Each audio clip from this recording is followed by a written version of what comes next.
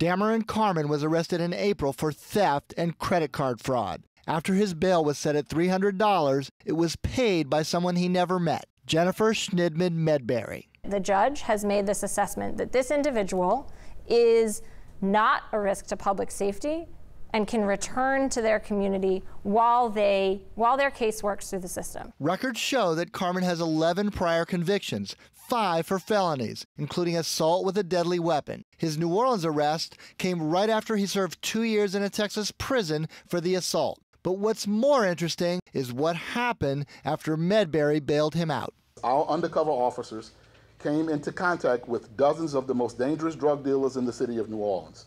Carmen was one of more than 70 alleged street-level dealers arrested in August during Operation Summer Heat, the NOPD's biggest drug roundup in years. Booked with distribution of heroin, Carmen's bail was set this time at $5,000. Once again, Medberry posted Carmen's bail, but before he could get out, police discovered that Carmen had a warrant for his arrest out of Texas. He then subsequently got picked up in Operation Summer Heat for distribution of heroin and was bailed out a second time by the fund.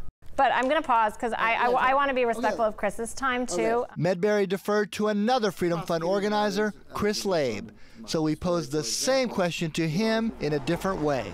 Now, you know, police complain about the revolving door. The person they arrested is right back on the street and they arrest him again, or they see him slinging drugs again. Isn't that a concern of this mission? Absolutely, absolutely. But again, we're going back to we don't want to let, I think, perfect get it in the way of better. Medberry and Labe are organizers of the Freedom Fund, a group of activists and donors who pool their money to pay bail amounts under $5,000 to get arrested suspects out of jail. Records show that the fund was started last year by Joshua Cox, now a senior assistant to Mayor LaToya Cantrell. Since he started at City Hall, records obtained through our investigation show that Cox has continued his work with the fund, which has now bailed out about 200 suspects.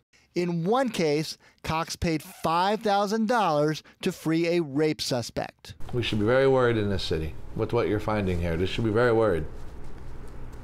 This is not a low-risk, first-time nonviolent offender. This is a rape charge. Police department is charged with removing these offenders, and then someone on the city's payroll is actually one of the people that's involved in providing the money to get people out for free. I think that, the public is owed an explanation. The mayor has repeatedly declined our request for an interview. She did issue a statement supporting Cox as well as bail reform. Quote, "We all want a safe city, but financial bail does not make us safer. Unnecessary detention does not make us safer." Records obtained exclusively by Channel 4 show that a total of 7 Operation Summer Heat suspects had their bail paid by the Freedom Fund. Louis Sincor has 18 prior convictions, including 10 felonies. The fund paid $750 for his release.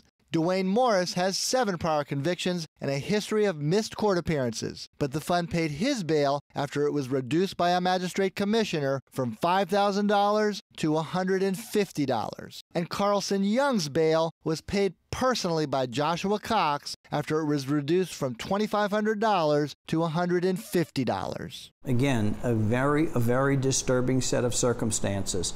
District Attorney Leon Canizero said he strongly opposes the new bail policies and the Freedom Fund's involvement, but not just on philosophical grounds. He points to 2 potential legal problems. First, Article 327 of the state's Code of Criminal Procedure states, quote, "A person shall not be released on bail for which an attorney provides money or property." Joshua Cox is an attorney. As a lawyer, you are not allowed to post a bond in a criminal case. That's against the law. There's another legal issue. The reform push has led the court to make hundreds of bail amounts payable by cash only, cutting out bail bond companies. A licensed bail agent can cover a person's bail by charging 13% of the amount, but unlike cash bail, surety bonds are non-refundable. Problem is, This 1989 Louisiana Supreme Court ruling states the district court may not exclude all forms of surety bond in preference for cash as a condition of release. The law does not allow for that.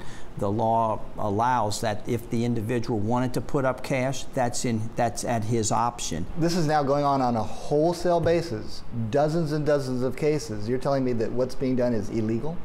I understand. What is being done is contrary to the dictates of our Louisiana Supreme Court.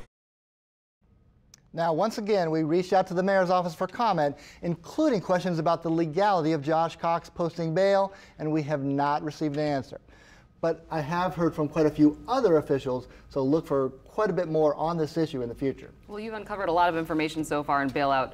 Are you going to have any more on this bail reform controversy coming up? I've actually heard so many concrete and serious issues that we're planning at least one follow-up story for next week, so watch for that. It's getting a lot of attention. All right, thank you, Mike.